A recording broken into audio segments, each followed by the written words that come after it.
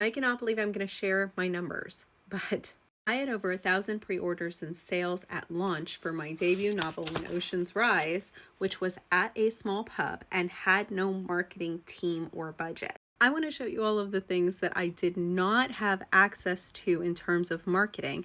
And if this video goes viral, I will then share all of the things that I did do to get those numbers. If you are not in the industry and you don't know if those numbers are good, here are my pennies.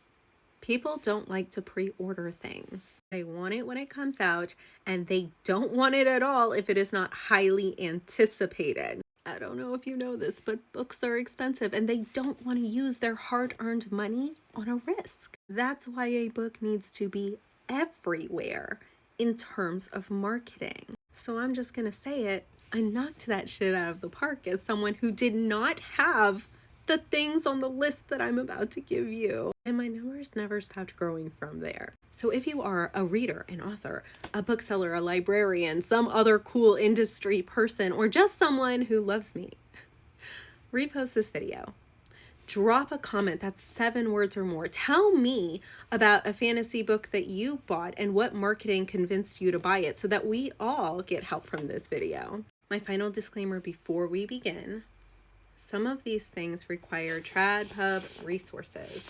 It also helps if your book is wide so that you are reaching an audience outside of the audience you already reach. But if you are not into things like being on bestsellers lists, which is not everyone's priority, then it isn't a big deal. Remember that I was not given these things and I did really well. So if you are someone who is only publishing on one platform, but that platform is something like Amazon, that does not necessarily mean that you will fail, because remember, they are an incredible resource of continual customers coming in. That's not going to change. And if you are with them exclusively, you stand to make the most out of your royalties. I've built marketing lists like these for big and small publishers who have chosen to ignore them, and they're doing things.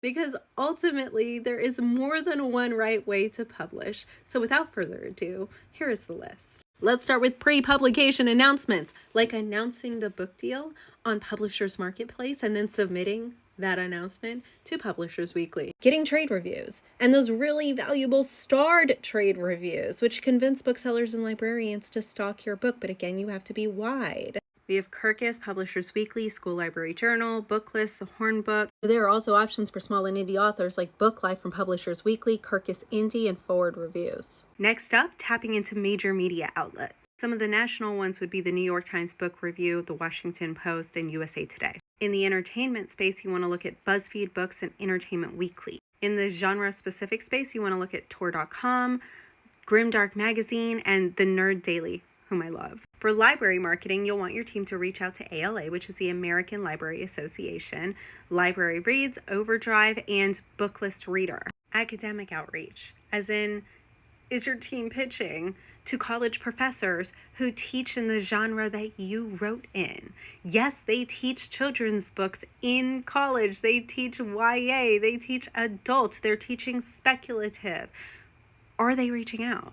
Did they create discussion guides, even if it's not at the university level, so that high school teachers can use those things and middle school teachers? Are they submitting your work as a resource for workshops for like creative writing programs? Bookstore promotions, like partnering with retailers to get them to do a table display or signed copies of your books or swag. What conferences and festivals are they pitching you to? If you're somewhere in the speculative fiction range, you might be interested in World Fantasy Con or StokerCon. You might branch out and look at some of the pop culture ones like the New York Comic Con, Dragon Con, the Emerald City Comic Con. Some of the literary ones you might want to look into would be Brooklyn Book Festival, Texas Book Festival, and the Miami Book Fair. Are they giving away tons of ARCs for your book? Because giving away ARCs does not mean that people will not buy them. They absolutely will. But they want to experience the product first. So let's go over influencer and reader outreach, starting with BookBub deals. They are hard to get, for a reason.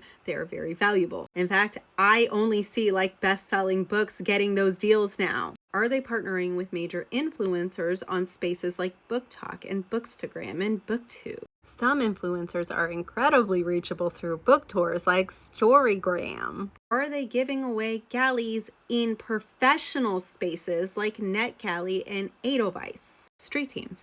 Now, they are not going to run a street team for you. You're probably going to have to do that, but could they put the call out for you so that they are using their massive platform to help bring in people? Because you're brand new. And even if you're not brand new, you're still just one person. They, in theory, have access to a lot more customers than you. In terms of social media marketing, are they doing ads for you in spaces like Facebook and Instagram, in spaces like Amazon, which I know isn't a social media platform, but is one of the most recommended spaces for doing ads? I am not sure if book trailers are really a thing anymore, but are they creating stuff for you? Are they creating social media content for you? I knew a lot of authors who had to do it themselves. So are they hosting Goodreads giveaways for you?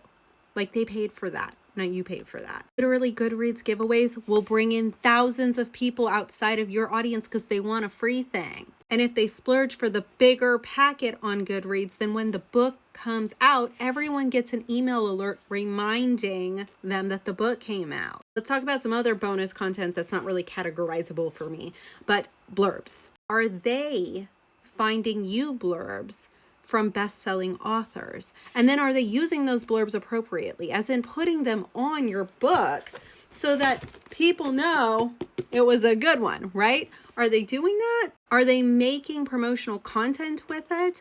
Are they like giving you the information so that you can say, hey, this best-selling author loved my thing? Or are they making you go get that stuff and then not even putting it on the book? There are other things that would be lovely if they would do, like author Q&As, getting you in blogs and websites and stuff, especially if those websites are like major reader websites.